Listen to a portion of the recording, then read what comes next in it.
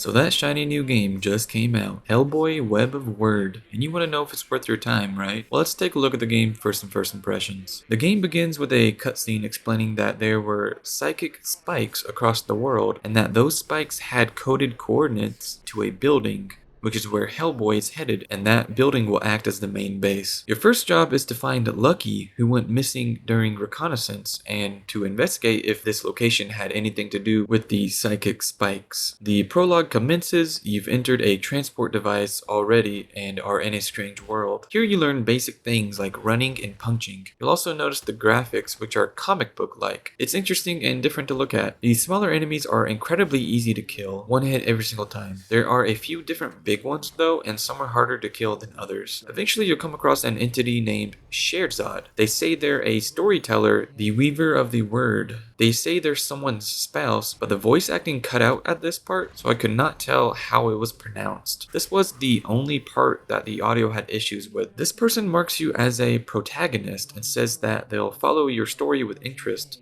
Then they just let you take Lucky, the person that you were looking for, and return back home. That's it. Kinda weird, really. I mark the main character, you may now leave. Lucky is buried under some rubble, but Hellboy gets to him and then uses the tether to get them both back to their world. Once that happens, issue 1 begins, the Butterfly House. Lucky tells Tatler, basically the boss of the whole operation, that he's sure the Wyrd is causing the spikes. The Wyrd is the other world that they were just at. Something about this house and the Wyrd is causing spikes, or is somehow related to it. After that scene, you can now move around the house. When someone has something to say to you, there will be a blue arrow above their head. The house isn't too large, so you'll explore it pretty quickly. I walked around talking to people, and when you get to Lucky in the armory, that's where you can now get a new weapon, a pistol. You can upgrade weapons using Shakti shards, which is the round symbol on the right side of the screen with a 4 next to it. The symbol above that is the game's other currency, word threads. Testing your weapons can be done right under the armory in the training room. Shooting is actually just pressing a button, and your character automatically shoots. There's no aiming, sadly. Right here in this chamber is where you enter the other world,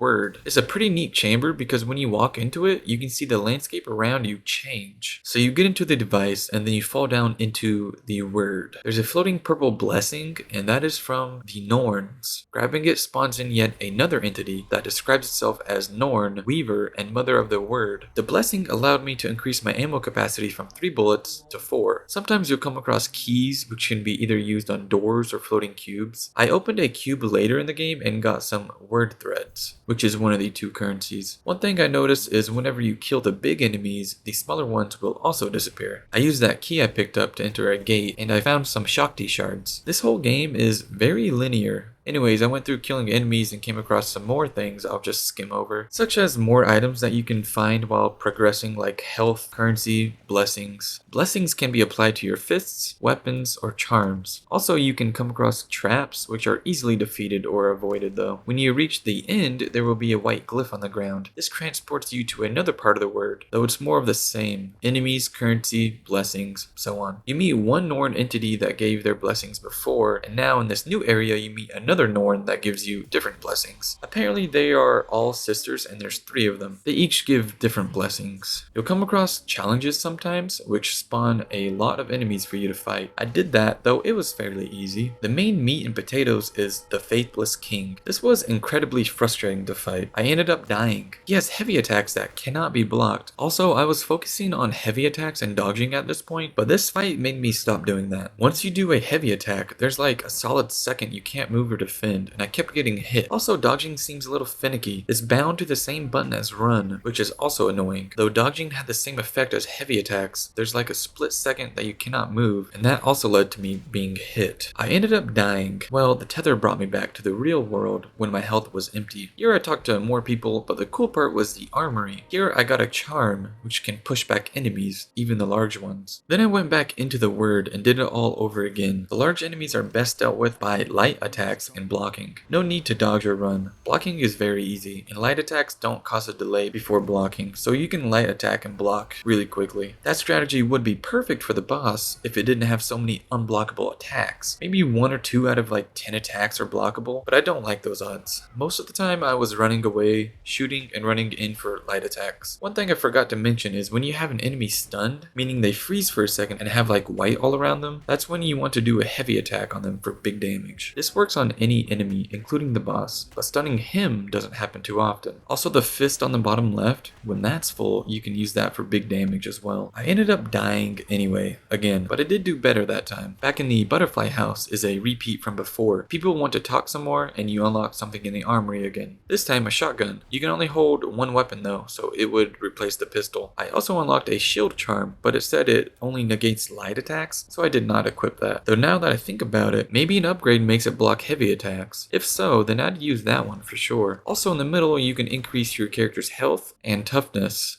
as well as buy yourself a revive for the Wyrd. There's some things I dislike about this game. First off, the dodging. I dislike that it's bound to run, and I dislike that dodging causes half a second of delay. Secondly, it sucks that you cannot aim the weapons. A lot of times I shoot and it either goes off randomly and hits nothing, or it locks onto an enemy I'm not actually trying to shoot. Other than that, this game is interesting, mainly because the comic book graphics are pretty unique. The story thus far has been okay I guess. The fighting itself is also okay also. To me, all of it is a whole bunch of okay. Although it's very linear as I said before, and that could be a turnoff for some people. The best part in my opinion is the boss fight that I died to twice. That at least is challenging. Overall, I don't dislike it, but it's hard to like it too much. Though keep in mind I only played for about an hour and a half. So maybe there's more further on that's more interesting. I do want to test these new items I got against the boss again, however. I do want to beat that boss. That's my personal opinion though. Whether or not this is your type of game, I'll see you on the next one.